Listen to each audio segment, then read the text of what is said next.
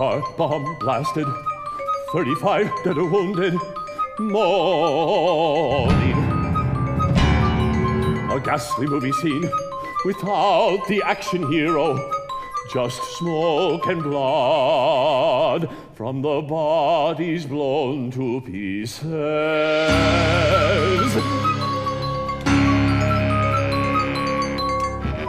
Car bomb blasted, crater making shells. Inside a nice new Mercedes. I ran out, grabbed my gun.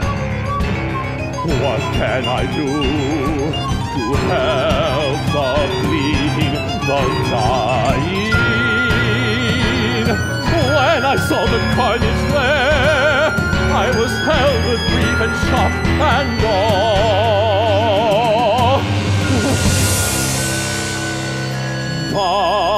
Bodies writhing with missing parts.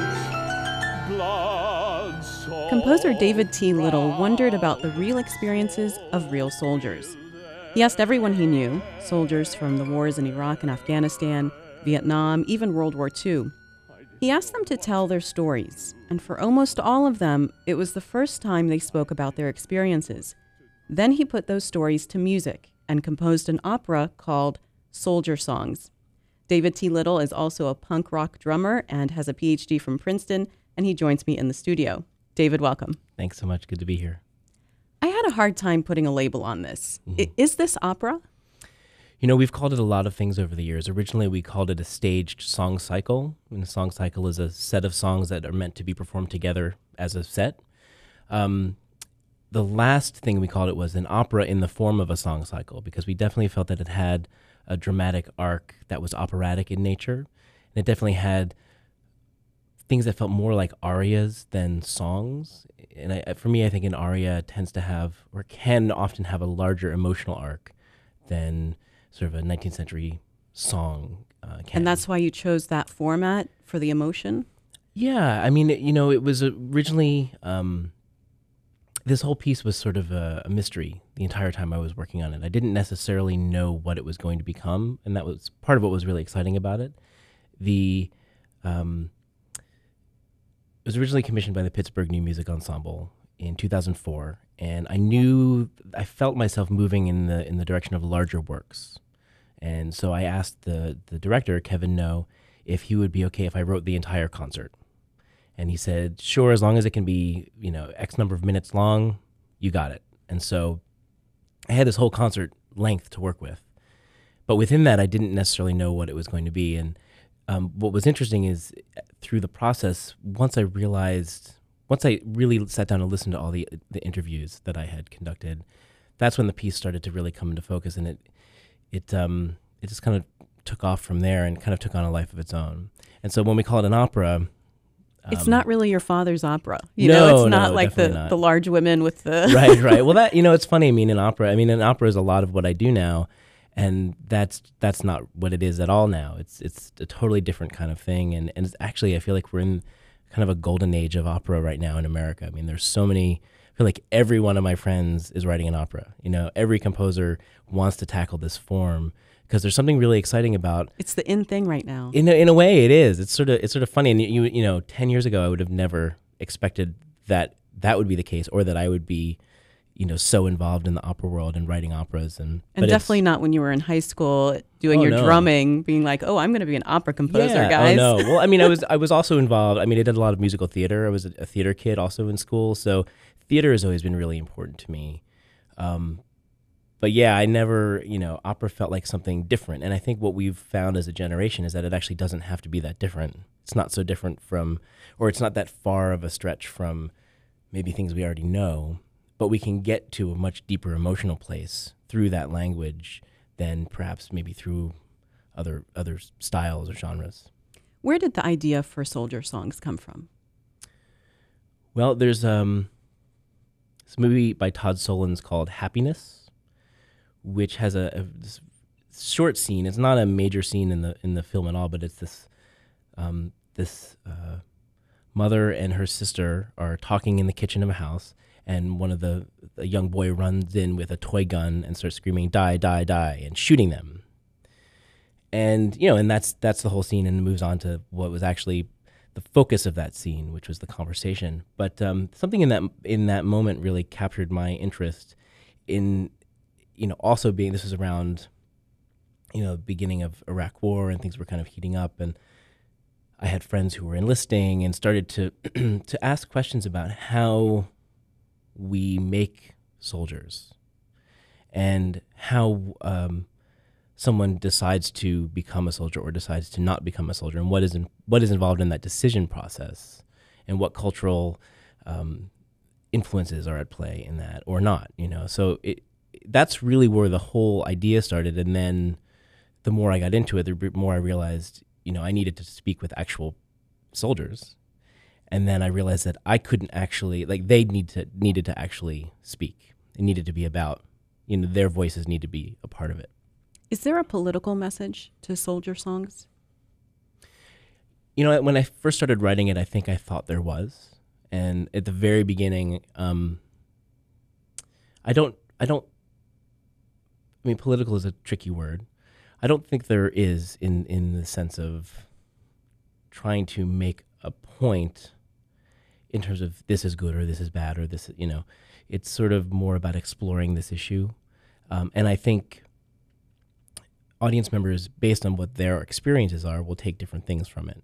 And I try to keep distance in the piece and a certain degree of abstraction so that that's possible. David T. Little is in the studio with me. He's a composer and performer. His opera is called Soldier Songs. David, you say this, quote, "I gained an awareness of the complexity and difficulty of the soldier situation, gained empathy and compassion for the men and women who have experienced the one-way door of combat, where once you pass through, you may never fully come back." Mm-hmm. What does that mean? This notion of the one-way door, something that someone at the International Festival of Arts and Ideas said when we were putting the piece up there, and it's just this idea that, experiences change us, and being in combat is an experience that changes a person, Sometimes drastically. And you deal with that the rest of your life. At least this is what I have, I haven't experienced this firsthand. This is based on talking to family members but talking to my uncles about this. There's still, I have an uncle who was in Vietnam who's still struggling with PTSD, now. Another uncle who was in Laos still struggling with PTSD. And it's just, you come back a different person, I think. And so in the sense, there's this, you could kind of simplify it and say, oh, there's this loss of innocence, but it's actually it's kind of much heavier than that in a way. It's much bigger, I think. You asked everyone you knew to talk about their combat experience, mm-hmm. and everyone said yes. Mm-hmm. Why do you think they wanted to talk to you? Yeah, I'm not sure. I'm really glad that they did. Because a lot of them were reluctant to talk to anybody about this. Yeah, I don't know. I don't know what it was. I think maybe there was something about, because I knew them very well, and I had some of them were members of my family, some of them were people I had grown up with. So there was this sense of trust, I would hope, that I was going to be responsible with how these stories were used, which I think is a really important aspect of that kind of endeavor. It's very easy to cross a line into exploitation with this sort of, when you're dealing with other people's lives. And you're a composer, you're a music guy, you're not a journalist, you're not right. a psychologist. Right. How did you get them to open up so much to you to get the things that you really needed for this piece? Well, when I was talking to them, I didn't know what I needed, and I think that was important. So I wasn't necessarily going for anything. I just kind of wanted to know what they had to say. And what I found is that they, across the interviews, said similar things, and that was really interesting. The notion of not talking about this, or that this is the first time they had talked about it, that came up a lot. And so the interviews really shaped how the piece evolved. I was writing it, I had written some things, and then I did the interviews, and really, and it changed the piece entirely. Actually, once I had done the interviews, I had to go back and rewrite things, and so it was a really important part of the step. And I'm just really thankful to everybody for being willing to share this, because I know it wasn't easy for them, and I know in some cases, they had successfully suppressed things that are now sort of have been dug up because of these interviews, and so they're now dealing with things that they had been able to put behind them because of participating in this. So it's really, in a way, especially for this one individual, it's sort of an additional level of sacrifice that they're now having to struggle with. Do you think that we, as the general public, glamorize war? Well, I think there's something, yeah. I think in, one of the songs in Soldier Songs is called Hollywood Ending, and is very specifically about the disconnect between watching a war movie, and even war movies at their bloodiest have this, or can have this energy of glory to them, and then juxtaposing that imagery with, a story of what that one of my friends told me about a car bomb outside his base in Iraq. So I did want to ask you about that particular song called Hollywood Ending, because the lyrics say, "Someone yell cut. This has all gone terribly wrong. Someone yell cut. The movie's out of control." Yeah. Someone yell cut. Someone yell cut. Someone yell cut. Someone yell cut. Someone yell cut. Someone yell cut. Someone yell cut. Someone yell cut. Someone yell cut. Someone yell cut. Someone yell cut. Someone yell cut. Something is gone terribly wrong. Someone yell cut. This movie's out of control. This movie's out of control. Where's the director? Someone yell cut. This whole thing has got to stop. Someone yell cut. Something has gone terribly wrong. Someone yell cut. This movie's out of control. This movie's out of control. Where's the director? Someone yell cut. This whole thing has got to stop. Someone yell cut. Something has gone terribly wrong. Someone yell cut. This movie's out of control. This movie's out of control. Where's the director? Someone yell cut. This whole mess has got to end. And now. I think with that, what I was trying to go for was this sense that we think we understand what war is because of the movies and because of video games and because of what we as a consumer culture take in, or what we want to think, war is about, and it's just what you can't really understand it until you're in that moment. The opera we're talking about is called Soldier Songs. Composer and musician David T. Little is in the studio with me. So the opera is split into three main sections. You've got child, warrior, and then elder. Yes. Why did you do it that way? Well, just from a musical perspective, having a structure is helpful. To start with, this kind of like writing a book, right? Yeah, and this was the biggest piece I had written at that time, and so I wanted to make sure that I, musically speaking, there were a number of things I put into place to help me get through it. So the fact that there are multiple songs that are kind of standalone events meant that I could reorder them later, and also having the three sections meant that I had a structure to work with. So on a certain just practical level, it was just to be helpful, for me as I was writing.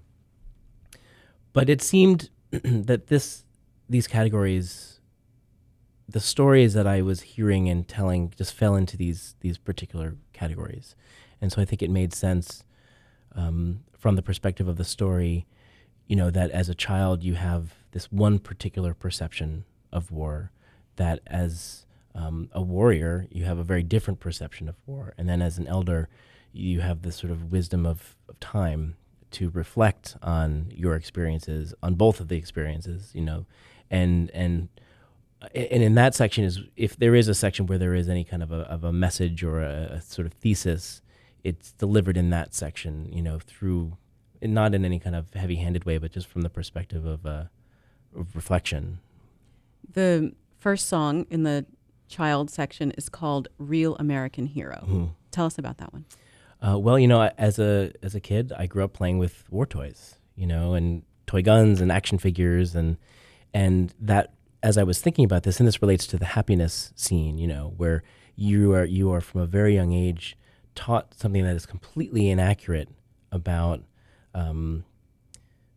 war, and that you are actually completely in control of the situation, and you have these toys and you decide their fate, and I did this. I mean, this is really channeling my own childhood.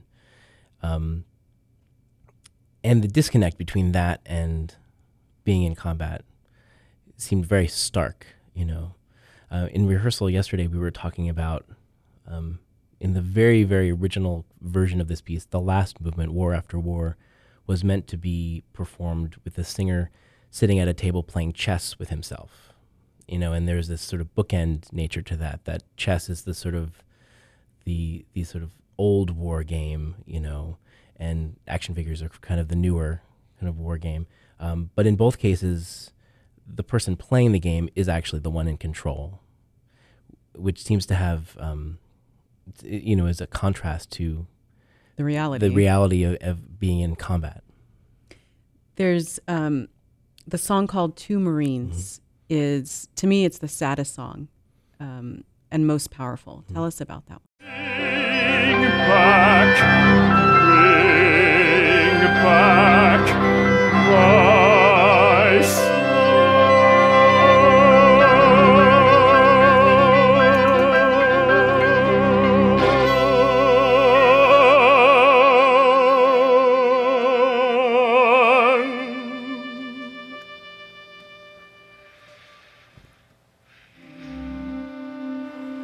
Bring me back my son.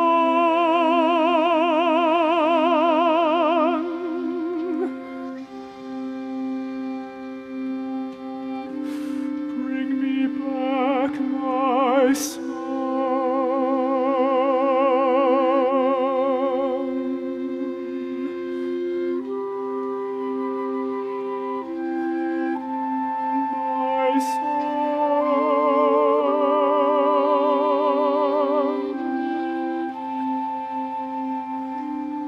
My son.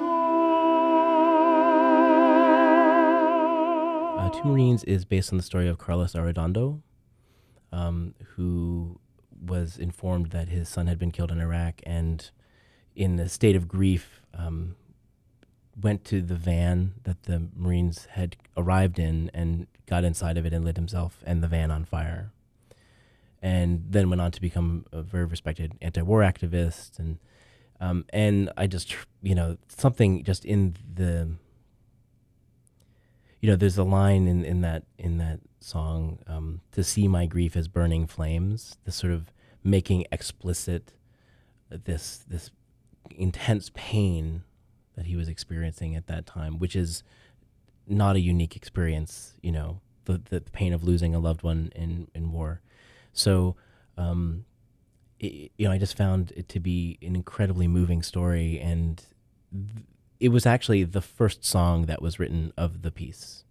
It was written actually the previous year. There's a version for soprano, which was the original version, and it really is kind of the anchor emotionally of the work, and it's where everything kind of leads to. And he said, none of your flags, none of your letters is going to bring me back my son. Yeah, that there's something certainly to be said for memorial and for ritual, and but in the end, they don't bring back the person that has been lost. A vet says this about soldier songs. After he saw it, he said, "My tears flowed openly throughout and at the end, and I can't stress how it feels to know that the general public can learn some empathy simply through viewing this work of art on the stage." I wonder if you were thinking about vets and how they would react to this as you were writing it. Well, as I was writing it, it was all very mysterious, like I said. So it wasn't calculated in that way. I was just trying to really figure things out for myself and to get to the bottom of this confusion that I had between, in high school I had these very sort of absolutist views of war. And then to realize that, I come from a family of generations of soldiers, that my generation is the first to not have anyone on active duty.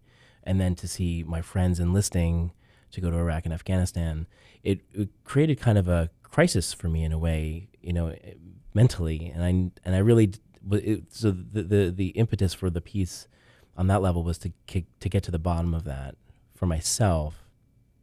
But I think through that I gained empathy for the experiences, and I was really transformed by the process of writing this piece. And so, if others can have that experience through hearing it, then I'm certainly very happy about it. I mean, I think it's one of these things that is really difficult to talk about. And I think if there was one thing that I would hope people could take away from it, is that it's important to try, and it's important to listen. Probably most important just to listen, because if you can do that, you can get to a level of, you're never going to fully understand, and that's also part of it, but you can approach understanding. Vets are having very, very strong reaction to this. And it's not just because they feel, look, the general public now knows what I'm going through, but they see their own emotions and feelings that maybe they can't verbalize on the stage in front of them. Well, and this idea of not verbalizing is a theme also throughout the piece. It starts with humming, and in between each of these larger sections, the baritone hums this melody, and the melody at the very end, this humming opens up into a full voiced, full singing, and I think for me that means a couple things. One is that there is an impossibility to talking about this, so there is the idea of the effort to speak through the impossibility, so that the physicality of the mouth being closed is preventing the voice from getting out and speaking. So the code of the piece is called the closed mouth speaks, which is when the mouth finally opens and produces a full sound. David T. Little is in the studio with me. He's a composer and a performer. The opera that we're talking about is called Soldier Songs. David, what would you say you learned the most from talking to these soldiers about their experiences? Well, I think I got a real good sense of the difficulty of the experience. And, my uncle was in Vietnam, and just talking to him even just about being away from his wife for that period of time and their correspondence, and juxtaposing that against him telling me the story of when he was his job in the Army was to rig up helicopters that had been shot down. He was part of the sky crane division, so these big sky cranes would come in and lower down, and he would be the one to go down to the ground and rig up this helicopter so they could lift it up and bring it out. And this one day, while he was doing that, the ship started coming under fire and had to take off. And he was left on the ground in the jungle, and he just thought that was it, he said, well, that's it for me, because he could hear Viet Cong all around, and this notion that he was in that moment was just preparing to die or be captured, or and juxtaposing that or understanding that as part of this whole, in contrast to these letters to his wife, and that before he left, what does he say? I let my wife shave my head before I went in because I didn't want to give them the satisfaction, and, so they have this very close bond. And so the contrast and the juxtaposition of those is there's this pain in that, I think, that, or if not pain, extreme difficulty. Were you surprised at the difference between what they thought war was all about and their actual experience? Were a lot of them shocked at that? I think some were. I think others either didn't really think about it or didn't have an idea about it before. Justin Bennett, who is my age, and is a number of his stories are Steel Rain is his story, and Hollywood Ending is his story, and a number of others. We are of the same generation, so we grew up seeing the same movies and playing the same video games, and so I think he and I probably had similar ideas about war. For my uncles, I think it was totally different, and for my grandfather, it was in World War II, it was a completely different kind of thing. You have a PhD from Princeton. Why did you decide to go the academic route? Well, you know, when I was applying to graduate schools, I wanted to have to write a dissertation. Why? Because I had questions. Most people avoid that, David. I know. It's a little strange, I know. But I had questions that I needed to answer specifically about the relationship of music and politics. And I knew that if I didn't have to write a dissertation on it, the topic was too huge that I would never actually get to the bottom of it. And so I said, okay, this is important for me. David, about soldier songs, what do you want your audience to feel and think after they walk out of that performance? Really, I would like for them to think about people in their lives who may have gone through the same or similar things. Because I feel like everyone probably knows someone, and they may not have ever thought about it. I mean, this was my experience, you know, growing up. I never thought about the experience that my uncles had in Vietnam until I started on this project. It just didn't enter into what I was thinking about, you know? And I think that being aware of those experiences, being aware of the experiences of vets who are, you know, coming back now, or recently home, and understanding what they went through, I think the implications of that are huge for how we behave to each other just as people, just, you know, as citizens, and how we interact with policy, how we think about policy and politics. You know, I mean, I think it's a huge, it has huge ramifications, and it comes from a very simple place, you know. Listen. It's really, you know, and if people are willing to talk, I mean, that's the thing. Some people just won't want to, and that's also telling and also fine, I think. David T. Little, he's a composer and performer. His opera is called Soldier Songs. David, thanks so much for being on the program. Thanks so much for having me.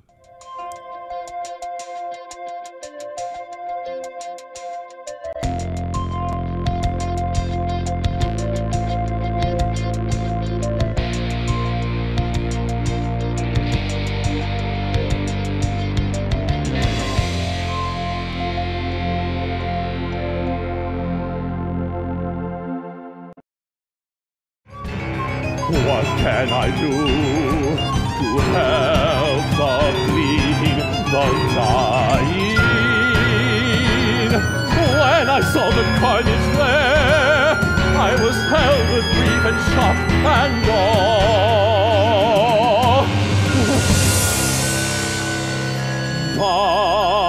Bodies writhing with missing parts, blood-soaked ground.